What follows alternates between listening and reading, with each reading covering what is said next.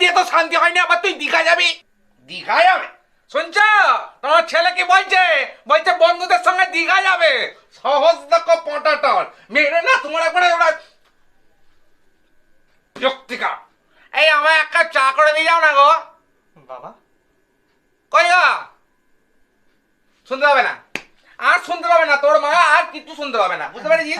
আর কিচ্ছু শুনতে পাবে না তোর মা। হ্যাঁ আমি যেটা বলছি বাবা, আমি যেটা বলছি কে লাগে? দীঘা। এই তোর জীবনে এতটুকু লজ্জা নেই না? এতটুকু লজ্জা নেই না? হ্যাঁ, এত জায়গায় যাচ্ছিস, তারপর আমার তোকে দীঘা যেতে হবে?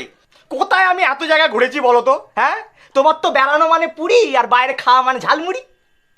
এই শোন না, শোন এদিকে আয়। শোন এদিকে আয় না।